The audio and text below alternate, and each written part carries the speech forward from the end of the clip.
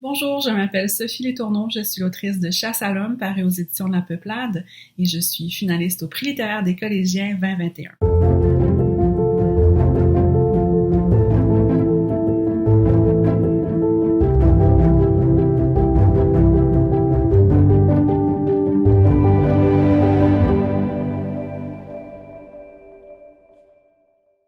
J'ai envie de reformuler la question puis de vous dire que plutôt qu'un livre, il y a un auteur qui a vraiment marqué mes 18 ans et cet auteur, donc, c'est Régent Ducharme. 18 ans, pour moi, c'est une période très sombre de ma vie. J'étais en dépression et après plusieurs mois à ne vouloir rien faire, la toute première chose que j'ai eu envie de faire, ça a été de relire Régent Ducharme.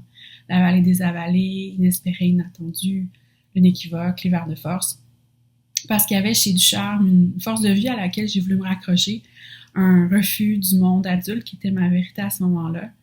Une conception très romantique de l'amitié aussi, à un moment où j'étais la Nicole de personne, qui me faisait donc très envie. Et une langue, bien sûr, sublime, qui m'aidait donc à trouver un peu de poésie dans le quotidien qui était le mien. Là encore, j'ai envie de reformuler la question dans la mesure où ça me semble supposer qu'il y a d'un côté les lectures qu'on fait en cachette, qui nous font véritablement plaisir, et de l'autre, des livres qu'on lit parce qu'on se sent obligé pour épater la galerie, parce qu'on pense que ça manque à notre culture littéraire. Je trouve que c'est une approche un peu regrettable de la lecture ou de la littérature.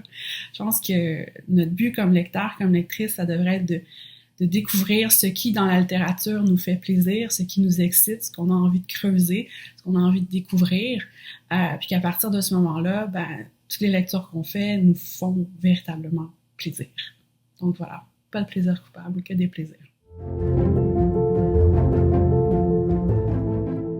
Encore une fois, je reformulerai la question pour dire donc que quand je lis un livre, je suis moins sensible peut-être aux personnages qu'à la voix, à la narration.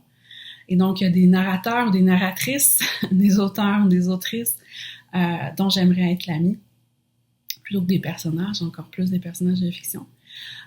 Puis pour moi, je pense que des livres qui ont provoqué un coup de foudre amical comme ça, il y a eu La Chambre claire de Roland Barthes, sur qui j'ai fait ma thèse. How Should a Person Be de Sheila Heti, une écrivaine canadienne, qui est un livre jouissif que j'aurais aimé lire plus jeune, en fait, pour pouvoir grandir avec lui.